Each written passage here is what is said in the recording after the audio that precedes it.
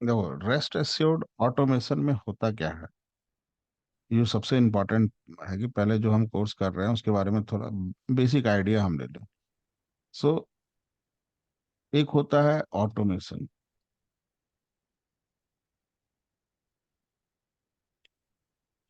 और एक होता है मैनुअल। मैनुअल टेस्टिंग के बारे में वी ऑल नो दैट कि manual testing to test the application by using without any tool, that is manual testing ना। ऑटोमेशन जो होता है, अब ये भी दो पार्ट होता है। पहला होता है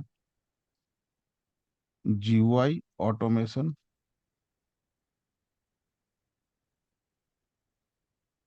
एंड दूसरा होता है परफॉर्मेंस ऑटोमेशन। परफॉर्मेंस के लिए हम टूल यूज करते हैं, जे मीटर होता है, ओपन सोर्स है। And then LoadRunner, paid tool है, नियो लोड है, this is also paid. But एक बीच में एक और चीज आई ऑटोमेशन में कि जो जीयूआई ऑटोमेशन होता है, दैट इज कॉल्ड कि ग्राफिकल यूजर इंटरफेस को जो हम ऑटोमेट करते हैं। ग्राफिकल यूजर इंटरफेस मतलब सिंपल सा वही जो मेरा प्रेजेंटेशन लेयर होता है, जब हम उसे ऑटोमेट करते हैं, so that is called GUI automation. अब इसके लिए बहुत सारे टूल्स पहले थे। विंड रनर था, दूसरा टूल था आपको क्यूटीपी आया, लेटर ऑन वो यूएफटी में उसका नाम चेंज हो गया। तीसरा टूल आया Selenium, then Tosca, Katalon studio,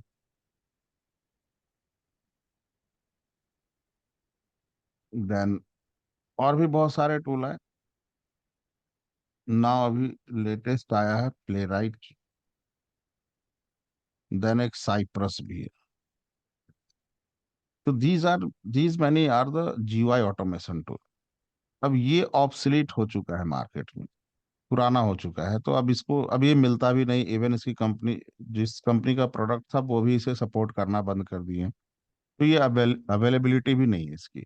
now this is available in the market and ये हाईली पेड टूल है, कमर्शियल टूल है।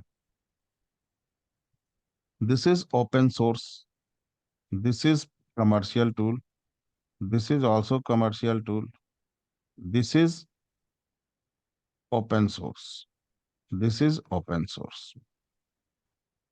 सो ओपन सोर्स मतलब जो tool free of cost available है, विदाउट एनी अमाउंट। आप इस टूल को without paying any amount you can use this tool to complete your task. So basically selenium जो tool है, हम इसे टूल में काउंट तो करते हैं, but basically this is not a tool, this is the bundled application. Bundled application का मतलब है सिंपल सी चीज कि हम इसमें जो भी रिसोर्सेज यूज करते हैं सिलेनियम से अपने एप्लीकेशन को ऑटोमेट करने के लिए, सो वो सारे रिसोर्स एक जगह नहीं है, एक साथ नहीं है। हमें सबको एक कहीं कहीं से लाकर उसे अपना एक टूल बनाना पड़ता है जिससे कि मेरा काम हो जाए। Rest all the things are complete tool, वो सारे कंप्लीट टूल हैं। तो बंडल एप्लीकेशन में हम इसमें यूज करते हैं Eclipse for writing code,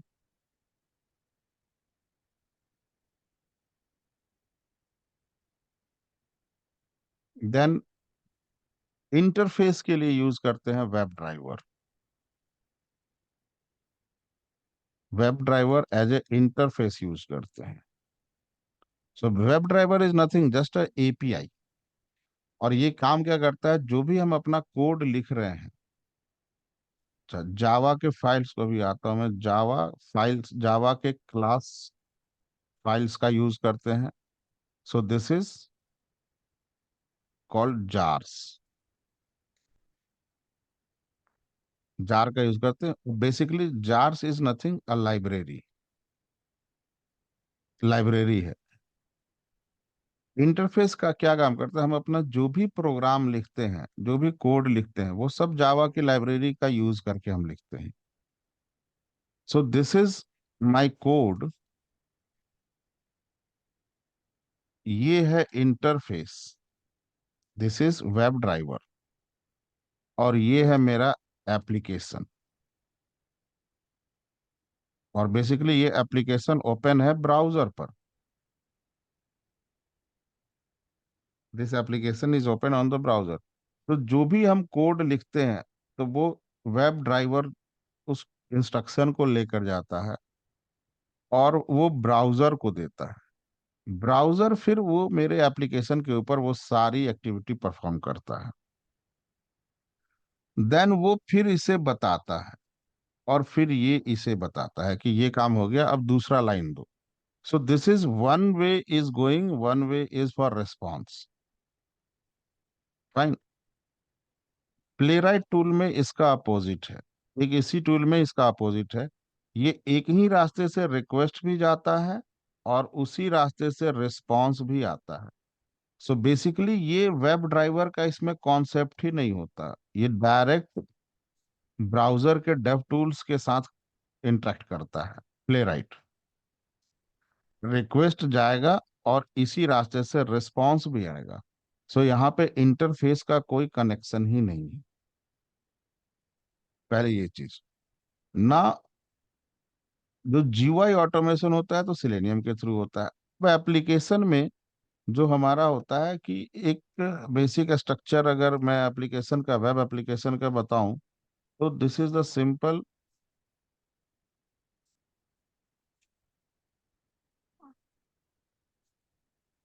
GUI,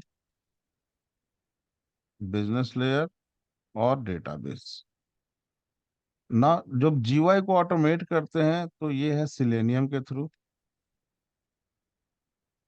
जब इसे ऑटोमेट करते हैं, बेसिकली यहाँ पे डेटा लेकर आता है, बिजनेस लॉजिक उस डेटा को प्रोसेस करता है, प्रोसेस करने के बाद वो डेटा को डेटाबेस को सेंड कर देता है। सो यहाँ पर जो रिक्वेस्ट जीयूआई से ला रहा है, सो ये सारा रिक्वेस्ट ला रहा है एपीआई, ये सारा रिक्वेस्ट एपीआई ला रहा है, एंड देन यही एपीआई आगे प्रोसेस करता है। फाइन। तो जब ये रिक्वेस्ट बिजनेस लेयर पे आता है, तो इसे जब हम ऑटोमेट करते हैं, अपने जितने भी हमारे एपीआईज हैं हमारे पास, जब हम इसे ऑटोमेट करते हैं, तो और जावा के थ्रू करते हैं, तो जावा के पास एक लाइब्रेरी फाइल है। दैट लाइब्रेरी फाइल, जैसे बहुत सारे जावा के लाइब्रेरी फाइल है, तो जब जावा से इसे ऑटोमेट करते हैं, और सबसे ज्यादा जावा को ही यूज किया जाता है, तो जावा के थ्रू जब इसे ऑटोमेट करते हैं, तो जावा की जो एक लाइब्रेरी फाइल है, that is called rest assured. That library file name is rest assured. ये रेस्ट एस्योर्ड के अंदर ही कुछ चीजें लिखी होती है, अब क्या होता है वो हम देखते हैं। अब जब एपीआई को मैं मैनुअली टेस्ट करता हूं by using postman,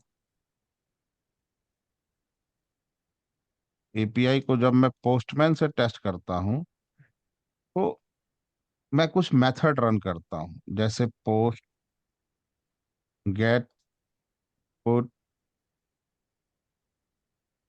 delete, patch, this method, ये सारे मेथड्स मैं रन करता हूँ। जब मेथड रन होता है, so the first part is my method. Second part, her method के साथ मेरा एड्रेस जाता है, जिसे हम शॉर्ट में यूआरआई भी बोलते हैं, राइट। कुछ मेथड के साथ क्वेरी स्ट्रिंग भी जाता है, क्वेरी स्ट्रिंग जाता है, और कुछ मेथड के साथ डेटा जाता है। फाइन। देन इसके अलावा भी कुछ, जितने मेथड, जितने भी मेथड हैं, ये तो डिपेंड करता है कि मैं कौन सा मेथड को यूज कर रहा हूँ। सो जित इसके अलावा कुछ चीजें बाय डिफॉल्ट एपीआई लेकर जाता है अपने साथ, और वो चीजें कहलाती हैं कि वो बेसिकली जब रिसोर्स में कोई भी इंफॉर्मेशन जाएगा, तो रिसोर्स उस चीज को वैलिडेट करना चाहता है कि ये इसका ओरिजिन कहाँ से था, ये किस टाइप, अगर मैं डेटा भेज रहा हूँ तो डेटा का ओरिजिन क्या था, टाइप क्या था डेटा का, ये सारी चीजें उसे चाहिए। अदरवाइज अदरवाइज वो उसे एंटरटेन नहीं करेगा, इवन ये भी एंटरटेन नहीं करेगा। तो ये भी इंफॉर्मेशन इसके साथ जाएगा।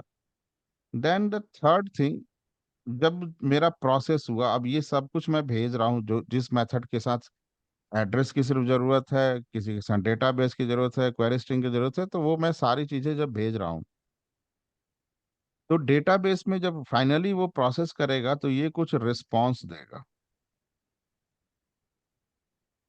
तीन चार चीजें रिस्पॉन्स देता है। एक तो आपको रिस्पॉन्स कोड देगा, दूसरी चीज आपको देता है मैसेज, रिस्पॉन्स मैसेज। तीसरी चीज ये भी जब रिटर्न करेगा तो बोलेगा हम भी आपको किस फॉर्मेट में डेटा दे रहे हैं। सो डेटा का फॉर्मेट ये भी देगा, डेटा फॉर्मेट, ये सारा इंफॉर्मेशन आता है। अब ये सारी एक्टिविटी अगर मुझे करनी है ऑटोमेशन के थ्रू, तो इन सब के लिए जो कोड पहले से लिख के रखा हुआ है जिस लाइब्रेरी में, that library is called rest assured library. Basically that library is called, कि इससे रिलेटेड जो भी टेक्निकल वर्ड्स हैं जो मेरा जावा का कोड समझता है, इन सब से रिलेटेड वो सब मेरा पड़ा हुआ है इस लाइब्रेरी के अंदर। तो इस लाइब्रेरी का जब हम यूज करके एपीआई को ऑटोमेट करते हैं, so that is called rest assured automation.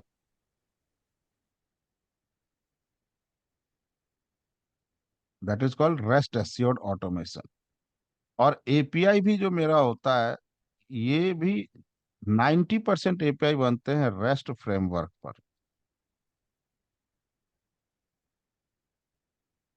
Rest framework होता क्या है कि ये इजी टू डेवलप करना होता है, मेंटेनेंस इसका इजी होता है, स्ट्रक्चर्ड वे में होता है। That's why this is maximum companies, और उन मैक्सिमम कंपनीज में 90% आप कह लो जो भी एपीआईज बनता है, वो एपीआई इसी फ्रेमवर्क पे बनता है। Rest stands for representational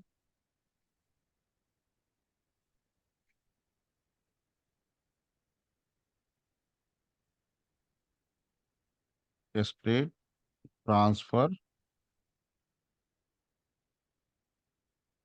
protocol. तो इस फ्रेमवर्क पे एपीआई बनता है, और इसी के लिए रेस्ट के नाम से ही, एक रेस्ट एश्योर्ड के नाम से एक लाइब्रेरी फाइल बनाया गया, जिस लाइब्रेरी फाइल के अंदर इन सब वर्ड जो भी होगा इसका वहां पे ऑलरेडी डेफिनेशन डिफाइन है, जिसे हम यूज करते हैं। और इसको भी टेस्ट करने के लिए हमें जो टूल की जरूरत है, तो एक तो रेस्ट एश्योर्ड के library file, but before library file हमें जरूरत होगा जो इसको करने के लिए, because we are going to use the Java, so हमें जावा की जरूरत होती है, हमें जावा की जरूरत होती है। सो पहले फर्स्ट रिक्वायरमेंट इज जावा, कि हमें जावा पता होना चाहिए। देन ये सारे मेथड के लिए हम इसको यूज करते हैं, इसकी library file. And then in सारे मेथड्स, इन सारे जो पोस्ट एपीआई के मेथड हैं, इन सब के नाम से यहाँ पर एक मेथड बना हुआ है, dot put, dot delete, dot patch, ये सारे लोअर केस में है। ये ऑलरेडी इसके नाम से एक मेथड बना हुआ है, तो जब मैं इसे यूज करूंगा तो वो समझेगा कि इस लाइब्रेरी फाइल में इसका मीनिंग क्या है, तो वो अकॉर्डिंगली प्रोसेस करेगा मेरे रिक्वेस्ट को। जब मैं यूआरएल वगैरह जो भी देता हूँ तो वेरिएबल का कॉन्सेप्ट मैं यहाँ पे लेता हूँ, जावा वेरिएबल का कॉन्सेप्ट, और उसके अकॉर्डिंग मैं पास करता हूँ, जो कि हम नॉर्मल अपने एपीआई मैनुअल में भी करते हैं तो वेरिएबल बनाते हैं। बट यहाँ का वेरिएबल थोड़ा सा डिफरेंट होता है। प्रोसेस ऑलमोस्ट 60% वही है, बट यहाँ पे डिफाइन करने का तरीका थोड़ा अलग होता है। और वो चीज हम करेंगे अपने जावा में। जो जावा में हम कोई भी वेरिएबल बनाते हैं उसी टाइप से हम यहाँ पे वेरिएबल बनाएंगे। देन जो रिस्पॉन्स मेरे पास आता है, तो एक रिस्पॉन्स कोड आया तो उसे हम बोलते हैं डॉट स्टेटस कोड। मैसेज आया तो इस मैसेज को हम पहले कैप्चर करते हैं, and this is called response. Body के अंदर जो भी मेरा मैसेज आया गेट टेक्स्ट करके, तो हम कैप्चर करते हैं। देन डेटा का फॉर्मेट है तो that is content type. These are all methods. ये भी सारे मेथड इसी लाइब्रेरी के अंदर डिफाइन किए हुए हैं। तो हम उसकी लाइब्रेरी को कॉल करके और अपना जो भी वैलिडेट करना है हम उसको वैलिडेट करते हैं कि रिस्पांस कोड इतना आना चाहिए, ये होना चाहिए, लाइक दैट। तो इसमें जो फर्स्ट हमारा प्री कंडीशन है लर्निंग के लिए, that is Java. The most important part is Java. और जावा के लिए जो जरूरी है, दैट इज कि मैं उसके साथ 1.8 आप यूज कर सकते हो जावा। और मैक्सिमम जगह जावा 1.8 यूज होता है, बट जब सी आई सी डी का कॉन्सेप्ट आता है तो ये 1.8 को सपोर्ट नहीं करता, ये 10 को सपोर्ट करता है। जावा मिनिमम 10 होना चाहिए। तो सी आई सी डी का जो काम है बेसिकली, ये भी मैं आपको बता देता हूँ है क्या काम, सो दैट होता क्या है कि यहाँ पे टेस्टर है,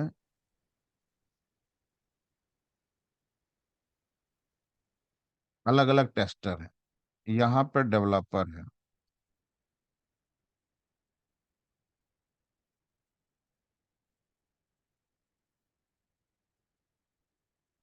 डेवलपर अपना कोड कर रहा है, कोड करता है तो वो एक अपने रिपॉजिटरी में रखता है। हर डेवलपर अपना अपना रिपॉजिटरी उसका होता है, यहाँ पे रखता है अपने कोड को। टेस्टर भी अपना जो भी स्क्रिप्ट बनाएगा, ऑटोमेशन स्क्रिप्ट, तो उसका अपना एक रिपॉजिटरी होता है। ये अपने रिपॉजिटरी में इन सारे स्क्रिप्ट को रखता है। फाइन ना। अब ये जब इसे मिलता है, ये कोड मिलता है, तो ये अपने टेस्ट को इस पे रन करके देखता है। सब कुछ सही चला, ठीक है। सेम टेस्टर 2, टेस्टर 3, अगर तीनों का इंडिविजुअल सही चला, तीनों का इंडिविजुअल सही चला, तब ये क्या करता है, यहाँ पर एक पर्सन होता है, अभी आप एक्स मान लो उसे, इन तीनों के कोड को पुल करेगा यहाँ पर, इन तीनों के कोड को, और इन तीनों के कोड को पुल करेगा यहाँ पर। और फिर इस कोड पर वो ये वाला पूरा स्क्रिप्ट रन करता है।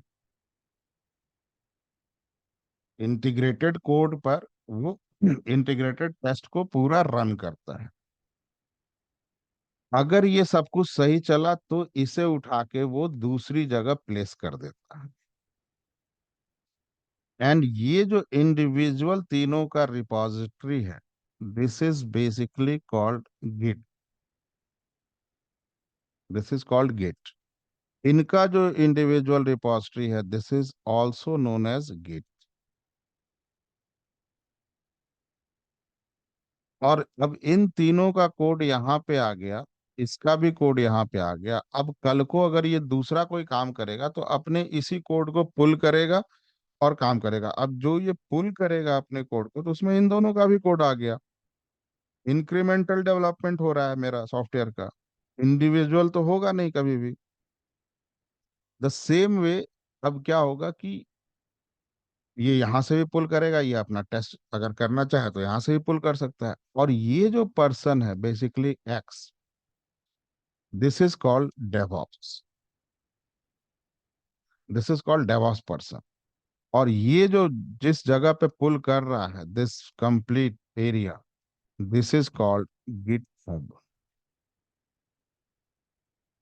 This is called GitHub. अब आया, अब ये प्रोसेस एक बार पाइपलाइन ऐसे इन लोग का बन गया, तो जैसे जैसे डेवलपमेंट होते जाएगा वैसे वैसे ऑटोमेटेड ये टेस्ट होते जाएगा। That's why this is called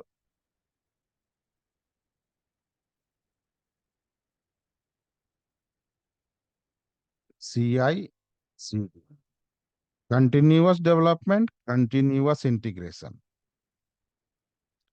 continuous development और कंटिन्यूअस इंटीग्रेशन, और टेस्ट होते जा रहा है और ये मूव होते जाएगा production.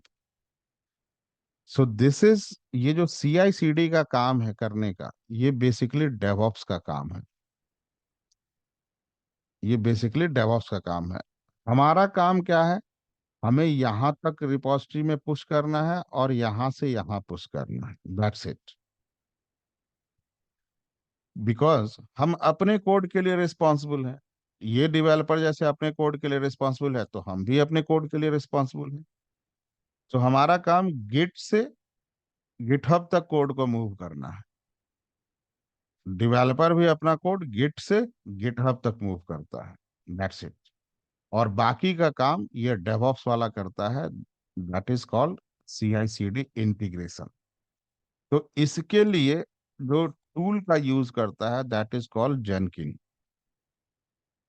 The tool name is जेनकिन। और ये जावा 10 को सपोर्ट करता है, मिनिमम 10 होना चाहिए, और 11, ये 10 और 11 को ही सपोर्ट करता है। तो दिस इज द, अब गिट तक मूव करने के लिए हमें कोई जरूरत नहीं है जेनकिन की, इसकी कोई जरूरत नहीं है यहाँ तक मूव करने के लिए। जब ये स्क्रिप्ट बनाएगा कि जो जब भी यहाँ से नया कोड आए और यहाँ से आए तो ऑटोमेटिकली रन करेंगे, और ये कंटिन्यूअस, इसका कोड आया इसका कोड आया रन करेगा। स्केड्यूलर होता है, वो अपने आप चेक करेगा कि कोड में कुछ भी आया तो वो अपना रन करना स्टार्ट कर देगा। तो ये जो ऑटोमेटिक प्रोसेस करता है that is done by जेनकिन। Fine. अब जो हमारे लिए इंपॉर्टेंट है पहली चीज रेस्ट एस्योर्ड को समझने के लिए, that is Java.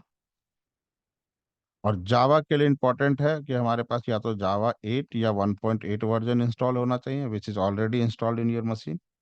Then the second चीज हमारे जो सब इंपॉर्टेंट है दैट इज एडिटर, कि हम अपना कोड जो लिखेंगे किसी ना किसी एडिटर पे लिखेंगे। तो बहुत सारे एडिटर हैं मार्केट में, जैसे इक्लिप्स है,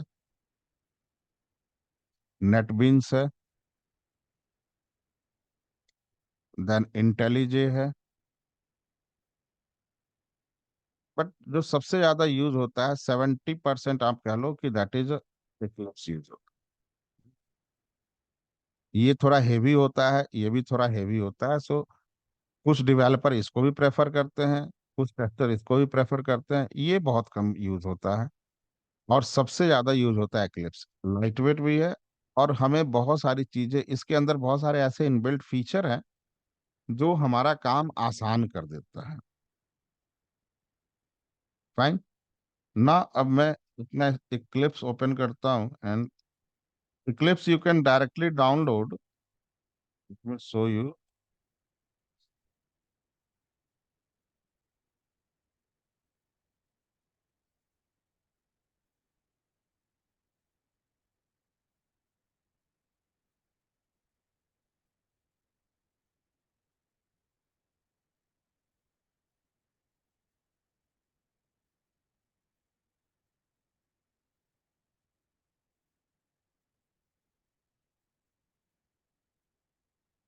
आप गूगल में डालोगे इक्लिप्स डाउनलोड तो ऑटोमेटिकली जो भी आएगा, ये इसका ऑफिशियल वेबसाइट है, आप यहाँ से जाके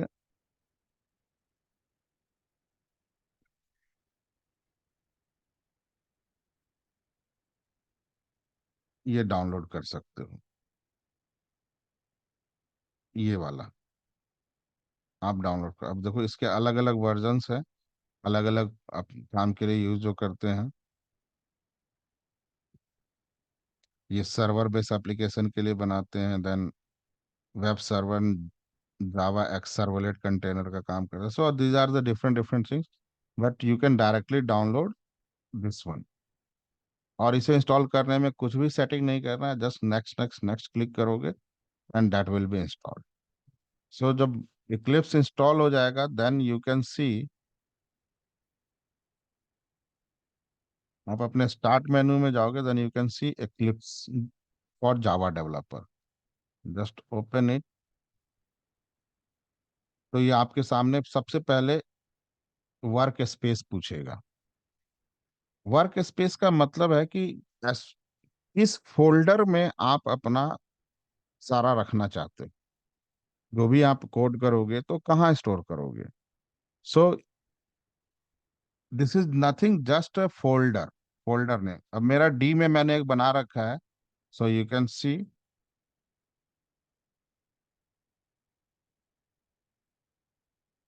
देखो डी फोल्डर के अंदर सिलेनियम ऑटोमेशन है, उसके अंदर कुछ चीजें अपनी फोल्डर अपने आप बनाते जाएगा। Now I am creating different place.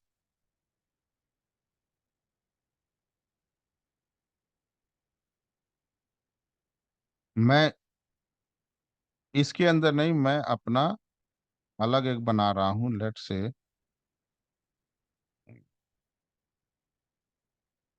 मैं बना रहा हूँ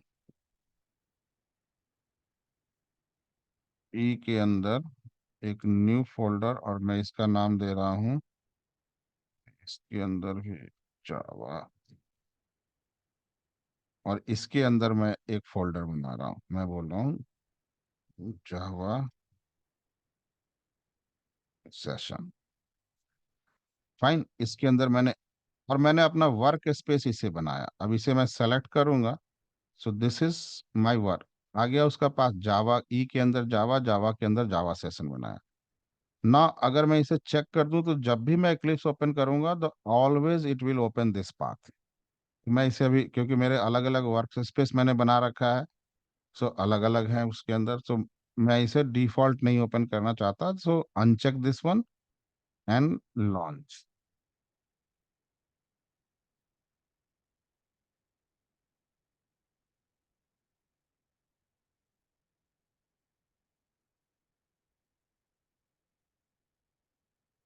सो this is the home page, welcome page, you can close this. Now this type का आपको स्क्रीन आएगा, जहाँ पे अब इसी क्लिप्स पे डेवलपर भी कोड करता है और हम भी कोड करेंगे, बट हमारा कोड होगा टेस्टिंग के पर्पज से।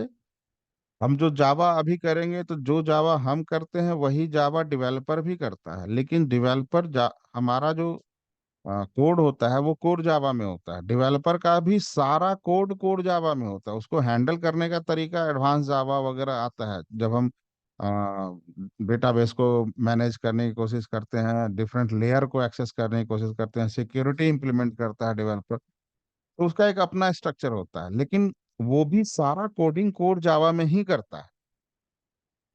80% उसकी कोडिंग कोर जावा में होती है। 20% में चीजें आती हैं जो हैंडलिंग की ऑब्जेक्ट, जिसे एडवांस जावा के नाम से जानते हैं। हम भी यहाँ जो कोड करेंगे that is complete on core Java, but core Java जितना डेवलपर यूज करता है हम वो 100% नहीं करें। हमारा इसमें मैक्सिमम 60% कोर जावा यूज होता है, मैक्सिमम 60%। सो द बेसिक, मैं अपना, ये मेरा स्क्रीन ओपन होगा, then here you can see the project explorer. यहाँ पर हमारा प्रॉब्लम अगर कुछ है, देन हम यहाँ पे कंसोल देखेंगे। जो भी प्रिंट हमें करवाना होता है कि सही चल रहा है, तो मैं यहाँ पे प्रिंट करवा के देख सकता हूँ। तो कंसोल विंडो यहाँ पे एक और टैब ओपन होगा। अभी कोई भी प्रोजेक्ट नहीं है, कुछ भी नहीं है यहाँ पे, so that's why only the default tab is open. ना मैं यहाँ पे सिंपल सा, आप यहाँ से भी कर सकते हो, क्रिएट ए जावा प्रोजेक्ट और क्रिएट ए प्रोजेक्ट। सो तब इंपोर्ट प्रोजेक्ट में जो पहले का है आप उसे यहाँ पे इंपोर्ट कर सकते हो।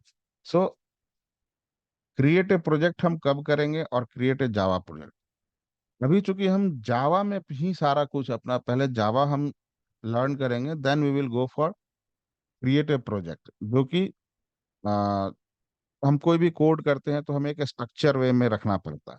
जैसे मैनुअल टेस्टिंग भी करते हैं तो एक एक्सेल शीट बनाते हैं जिसके अंदर हम टेस्ट केस रखते हैं, बग का एक अलग एक्सेल शीट बना के रखते हैं, क्योंकि हमें आइडेंटिफाई करने में आसानी है, राइट।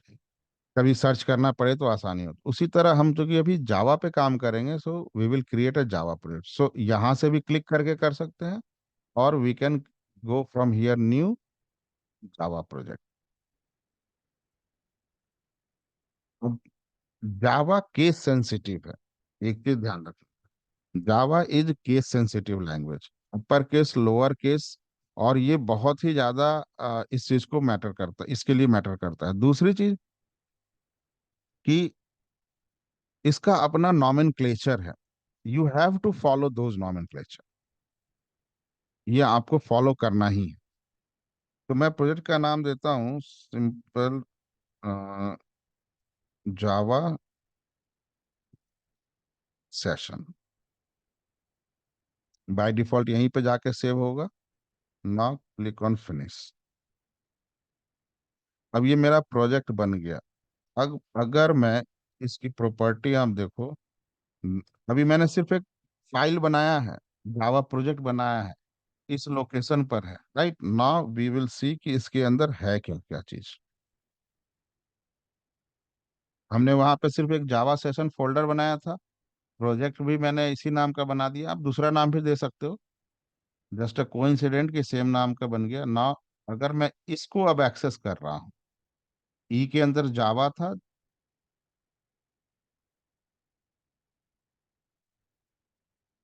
ई के अंदर जावा था, जावा के अंदर जावा सेशन एक फोल्डर बनाया था, एंड देन मैं इक्लिप्स में आके अपना जावा प्रोजेक्ट बनाया। Now if I open this, देखो बाय डिफॉल्ट यहाँ पे इतने सारे चीजें बन गई, setting, bin, SRC, class path, project.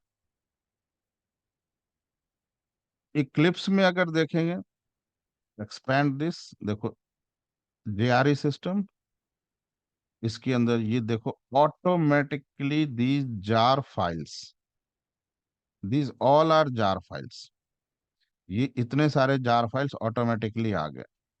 क्यों? क्योंकि मैंने जावा प्रोजेक्ट बनाया तो कुछ चीजें देखो, जैसे बोल रहा है नेमिंग कन्वेंशन के लिए ये जार फाइल है, कंपाइल करने के लिए ये है। मेरा जावा का कोड पहले सेव होता है, देन कंपाइल होता है, देन रन होता है। इसके ऊपर मैं बताऊंगा कैसे ये काम करता है। So these are the jar files which is created in the, ये कहाँ पे क्रिएट हुआ है? सब सी ड्राइव में, क्योंकि जावा 1.8 जो मेरा इंस्टॉल्ड है, सो ये सब वहीं से उठा रहा है। वो जो जेडीके इंस्टॉल किया है उसके अंदर ये सारी चीजें पड़ी हुई हैं ना। एसआरसी के अंदर मॉड्यूल इन्फो, उसके अंदर जावा सेशन एक मॉड्यूल बना हुआ है, same you can see here also. SRC के अंदर मॉड्यूल इन्फो बना हुआ है, बिन के अंदर मॉड्यूल इन्फो क्लास है, एंड देन सेटिंग के अंदर देखो सिर्फ ये दो जो है प्रेफरेंसेस है।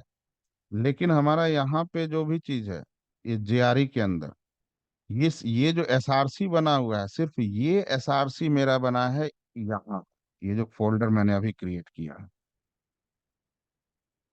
जावा सेशन के अंदर, सिर्फ यही बना हुआ है फोल्डर, दिस फोल्डर।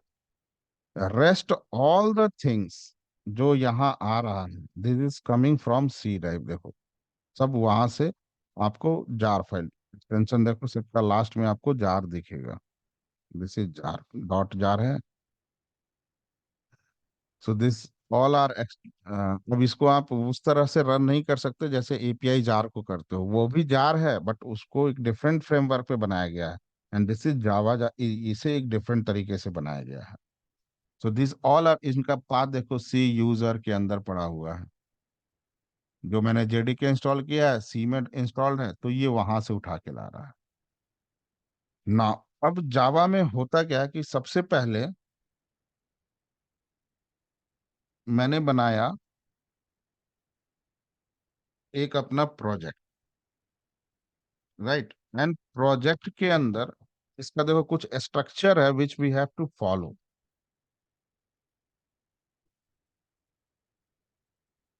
मैंने बनाया एक अपना project,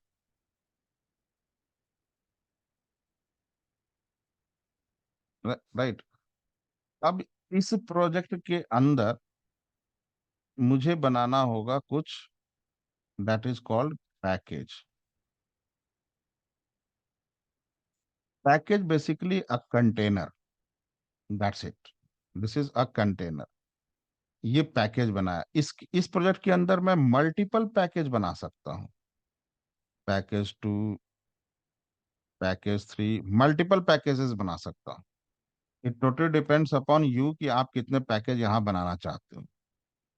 So let me write this. Package 1, package 2, package 3.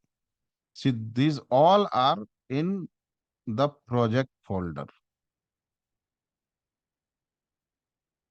इस पैकेज के अंदर मेरा बनता है क्लास। अब ये क्लास है तो आप इसको मल्टीपल, एक पैकेज के अंदर मल्टीपल क्लास आप बना सकते हो। इसके अंदर आप C1, C2, C3 multiple classes बना सकते हो। उसी तरह इसके अंदर भी आप मल्टीपल क्लासेस बना सकते हो, इसके अंदर भी आप बना सकते हो।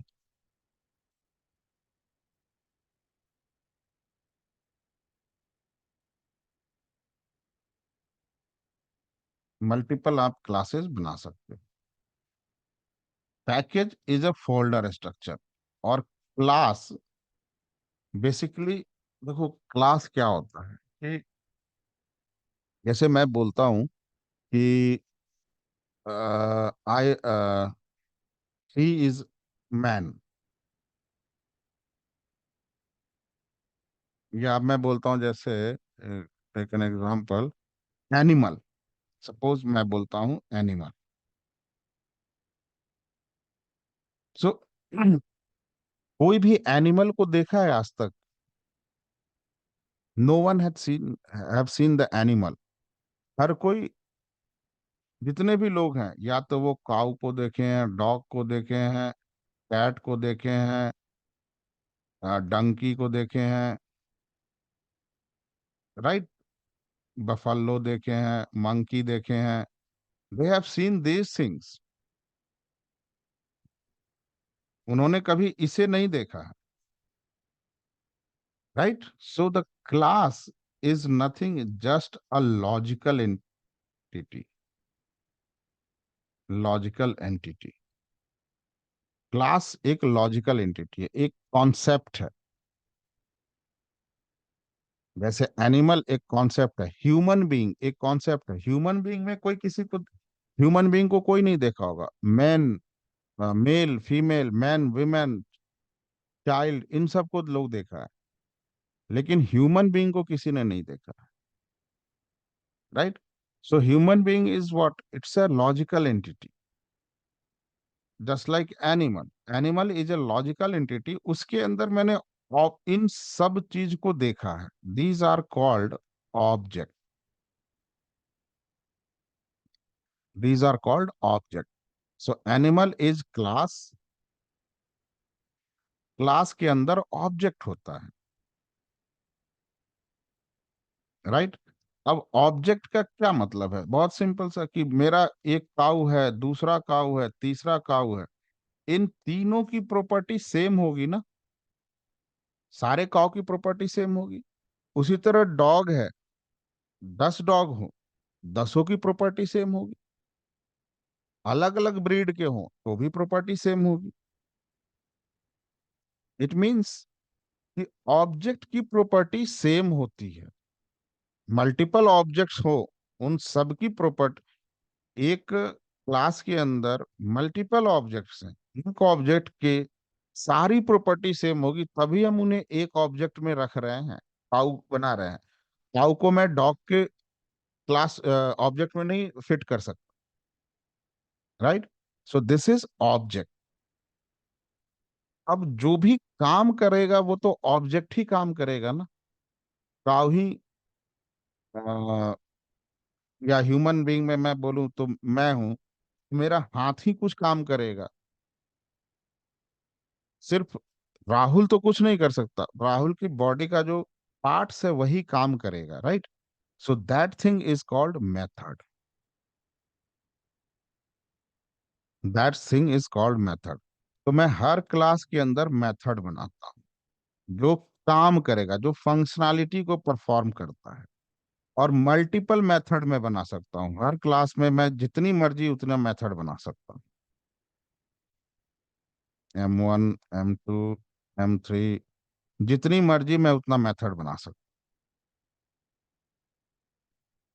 हूँ। Okay, so now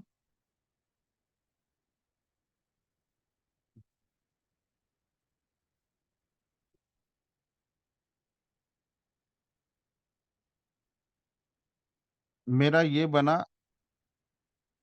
right? अब हमें जो भी काम करना, तो एसआरसी का मतलब होता है सोर्स कोड।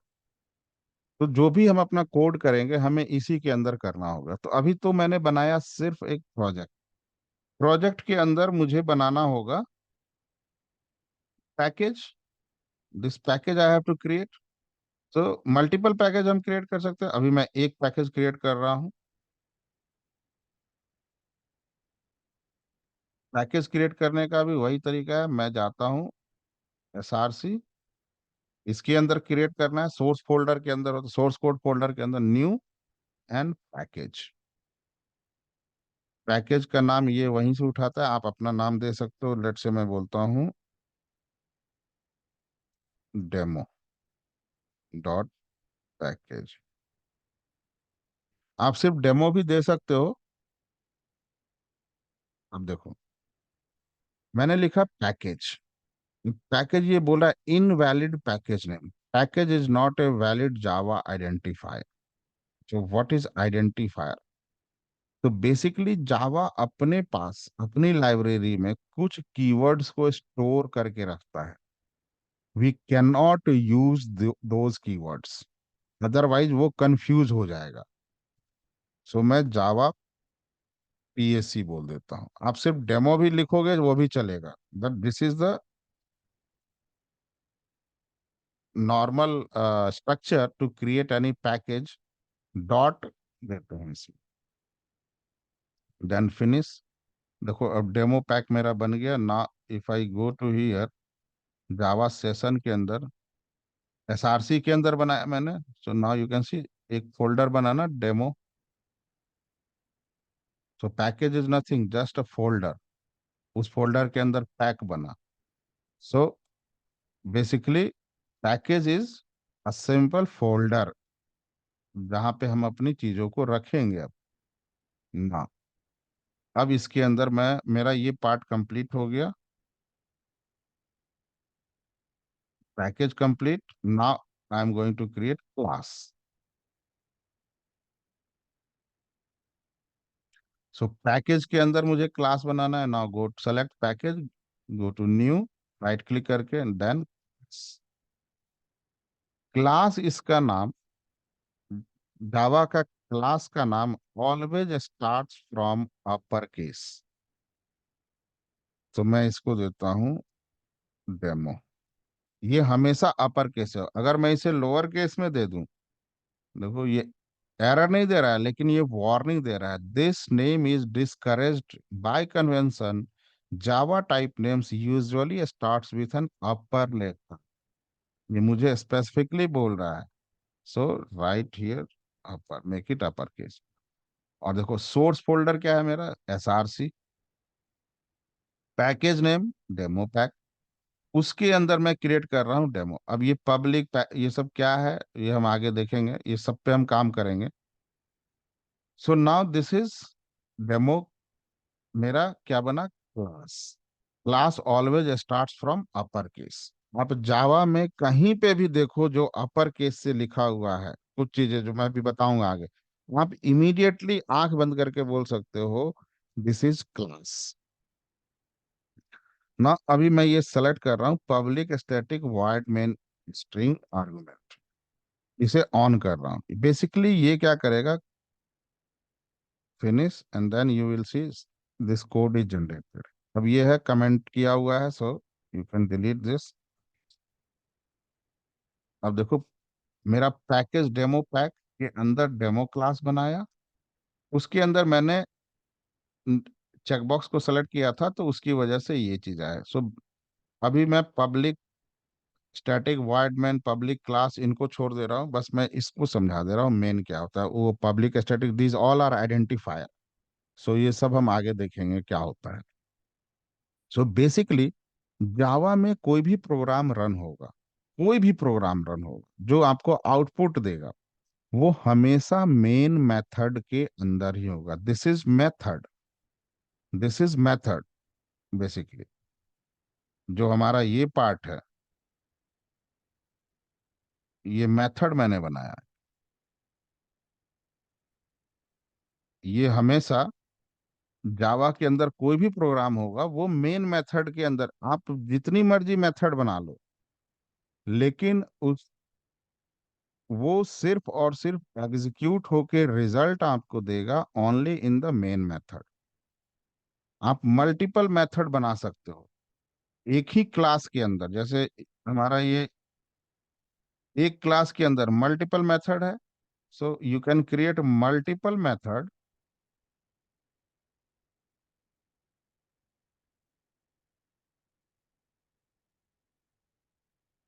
एक क्लास के अंदर, ध्यान देना। और इसका नाम मैं चेंज कर देता हूँ।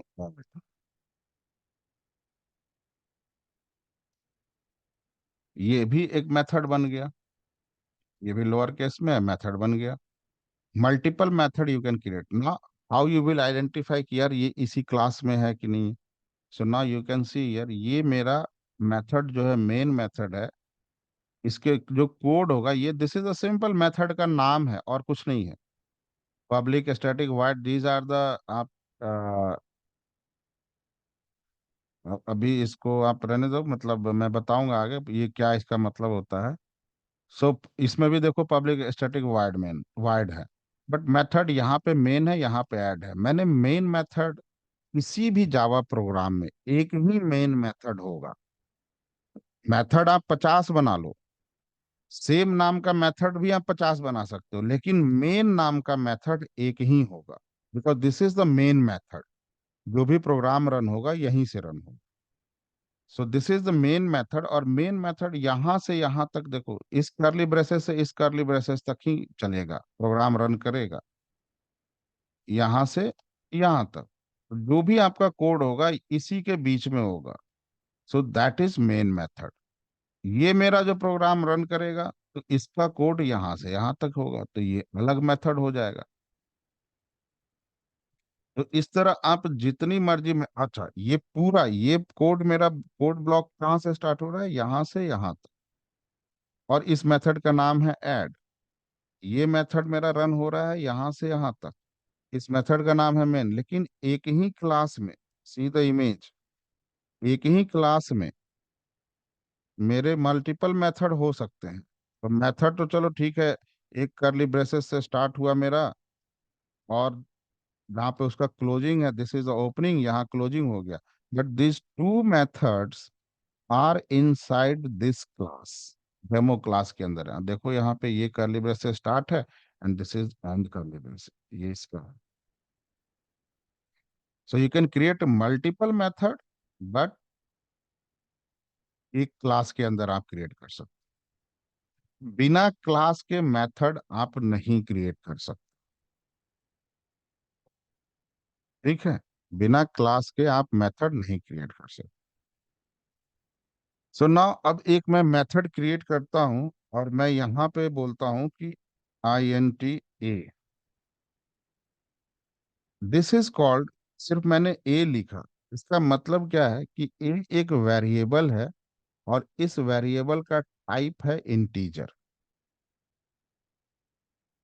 ए एक वेरिएबल का नाम मैंने दिया है, और उसका टाइप है इंटीजर, मतलब वो अपने पास न्यूमेरिक वैल्यूज को स्टोर करेगा। वो अपने पास न्यूमेरिक वैल्यू को, और यहाँ पे मैंने अभी कोई वैल्यू असाइन नहीं की है। So this is called initialisation.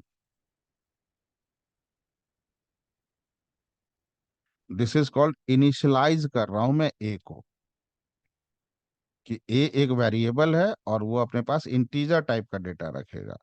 ना जब मैं बोलता हूं A equal to 10, this is called declaration.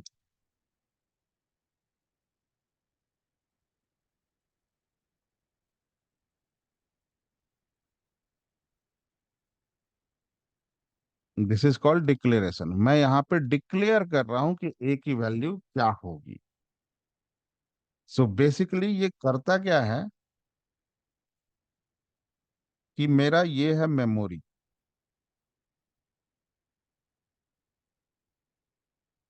This is my memory.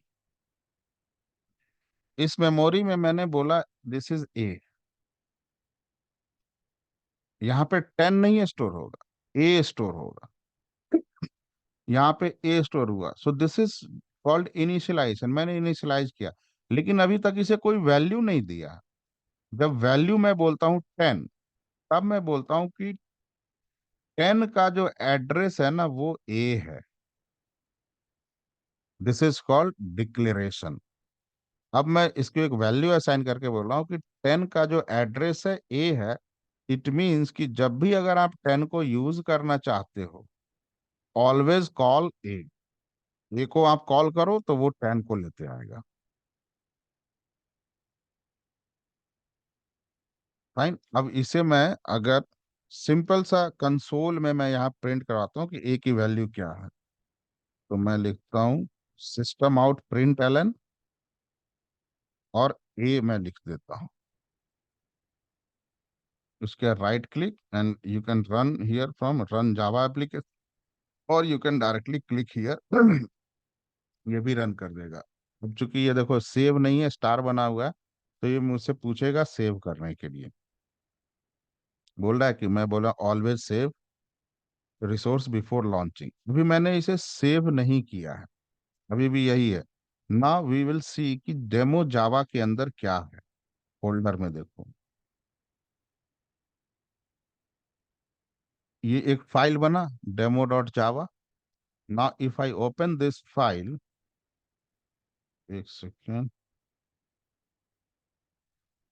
ये देखो डेमो जावा के अंदर Java session SRC demo pack, pack के अंदर डेमो जावा फाइल बना, and this is the same file demo Java,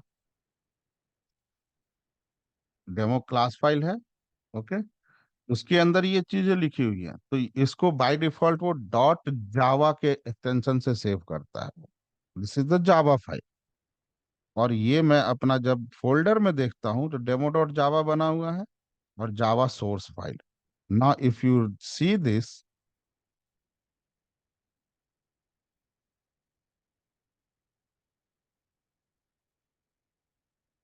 open with notepad, देखो वही code है यहाँ पे जो मैंने वहां लिखा था। सेव नहीं किया है अभी।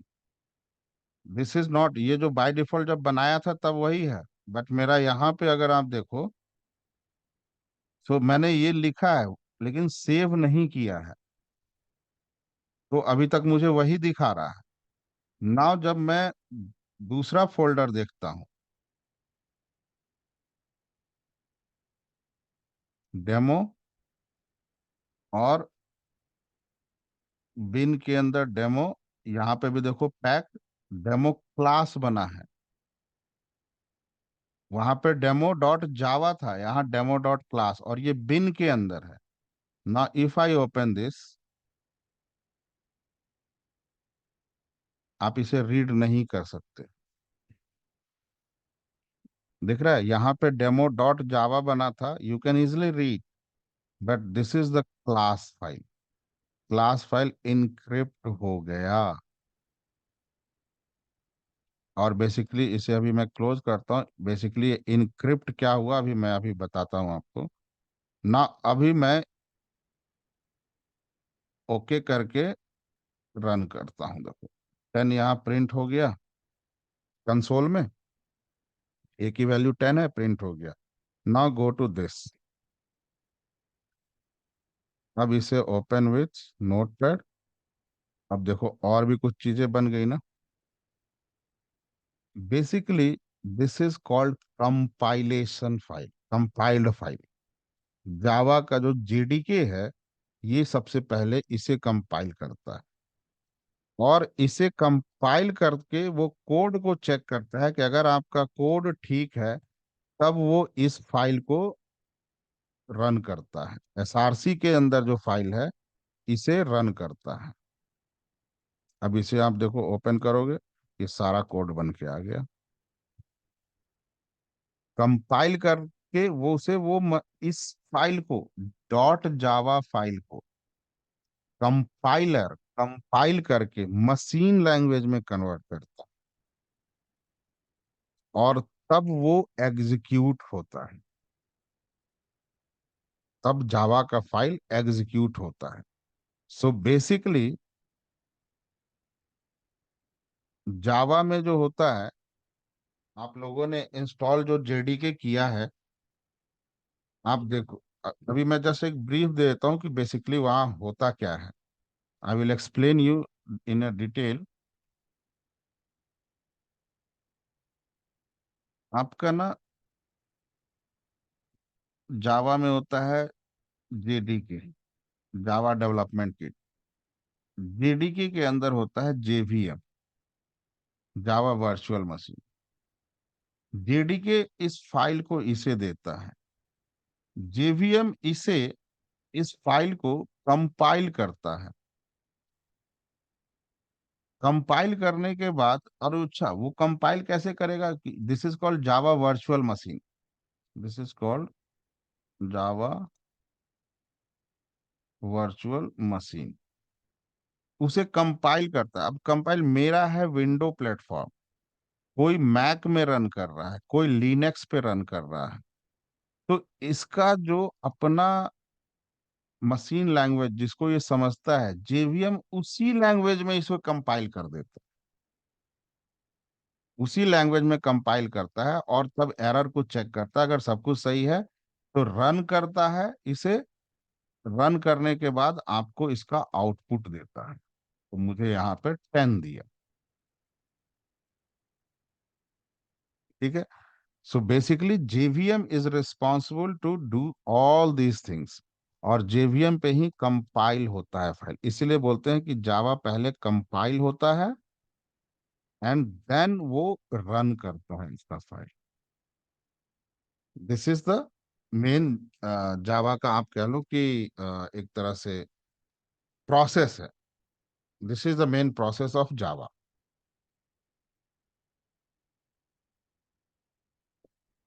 बट उतने डीप में जाने की जरूरत नहीं है। विल सी, कभी इसको मैं आपको समझाऊंगा। ना कमिंग टू दिस पार्ट। अब ये मेरा एक सिंपल सा चला code, system dot out dot print L N. ये लिखने का सिंपल तरीका है, आप एस ओ लिखोगे, कंट्रोल और स्पेस बार दोगे तो अपने आप आ जाएगा आपको ये।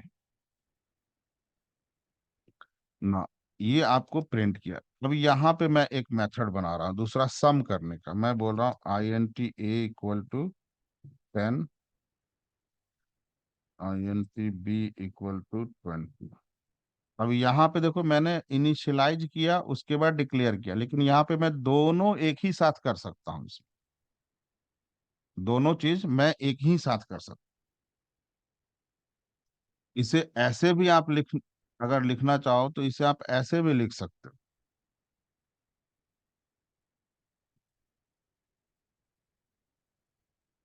INT A B, यहाँ पे मैंने इनिशियलाइज कर दिया। अब ए की वैल्यू में 10, बी की वैल्यू 20। आप ऐसे भी इसे कर सकते हो।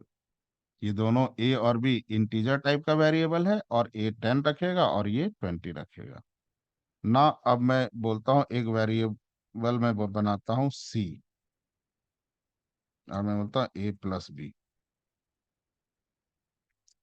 अब इसे मुझे प्रिंट करवाना है, देन सिंपल SYSO, और मैं सी को प्रिंट कर देता हूँ। लेकिन जब मैं इसे रन करूंगा ना, तो मुझे सिर्फ इसका 10 देगा। इसकी वैल्यू मैं 11 चेंज कर दूँ। तो मुझे 11 देगा, इसमें इस कोड को एग्जीक्यूट ही नहीं करेगा वो। देखो 11 दिया, इस कोड को एग्जीक्यूट नहीं किया, क्यों? Because this method is outside of my main method, ये मेरे मेन मेथड से बाहर है, तो मुझे इसे इसी मेथड में रन करना। तो मेथड का नाम मेरा ये है ऐड, तो रन करने का सिंपल सा तरीका है, मुझसे कॉल करना होगा उस मेथड को। सो ऐड, और उसके बाद पैरेंथेसिस है, ये है पैरेंथेसिस। मैं इसके अंदर ये जो चीज है, दीज आर कॉल्ड आर्गुमेंट, मैं कभी कोई आर्गुमेंट पास नहीं कर रहा हूँ। Simple add and then terminate, Java का हर लाइन टर्मिनेट देगा। एरर क्यों दे रहा है? ऐड आर्गुमेंट क्यों? अच्छा, एक सेकेंड।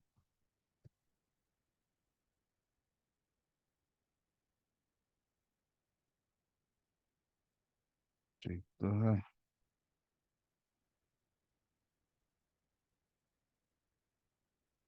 हम्म।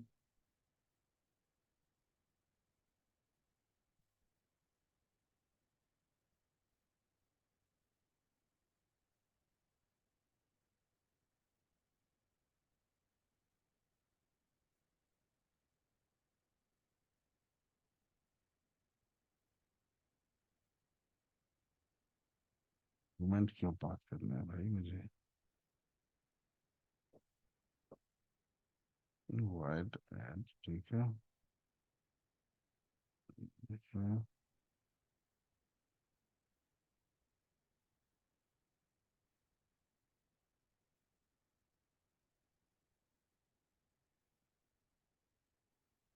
अच्छा, ठीक है। मैं कोई आर्गुमेंट नहीं पास कर रहा हूँ, जस्ट रिमूव इट। और अब मैं इसे रन करता हूँ, देखो। अब 11 इसका प्रिंट किया, और ऐड करने के बाद इसकी वैल्यू को प्रिंट कर दिया। जावा का मेरा कोई भी मेथड रन होगा कहाँ पर होगा? मेन मेथड के अंदर। जितनी मर्जी आप उतना मेथड बनाओ।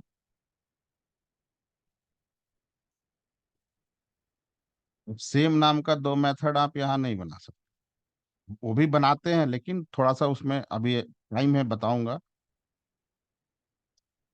इसको मैं सब्सट्रैक्ट कर देता हूँ, और C equal to B minus A,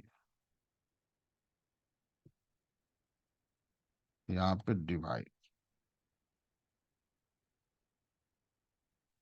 C equal to B by A. आप रन करो तो। अच्छा, इसमें मैं अगर अलग से कुछ देना चाहता हूँ, मैं बोलता हूँ कि अगर मैं कमेंट भी प्रिंट करवाना चाहता हूँ, तो सम इज, डबल कोट्स में देंगे तो वो एज इट इज प्रिंट करेगा, सम इज। अब सी की वैल्यू प्रिंट करवाना है ना, तो इसको सिंपल ऐसे नहीं देते हैं, कॉनकैटनेट बोलते हैं इसे। प्लस देकर जो भी वेरिएबल है जिसके अंदर स्टोर होगा सम की वैल्यू, वो मैं प्रिंट कर, तो दैट इज कॉल्ड कॉनकैटनेट करना। सब्सट्रैक्ट का भी ऐसे है, तो मैं बोलता हूँ subs is plus C, and division का भी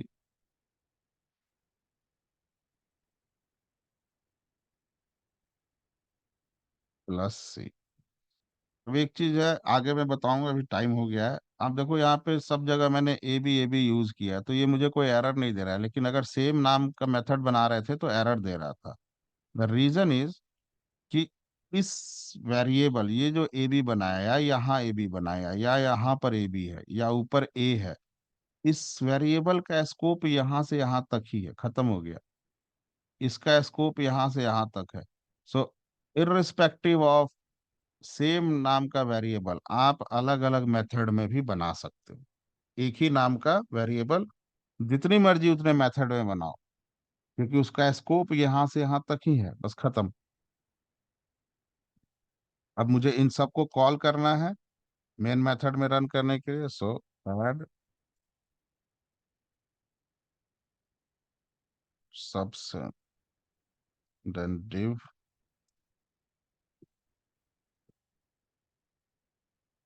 एड सब डिव।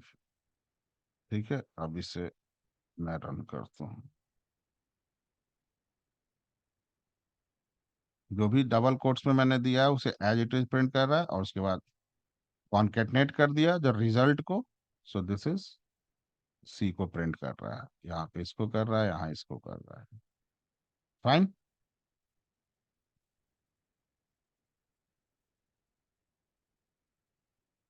Any question?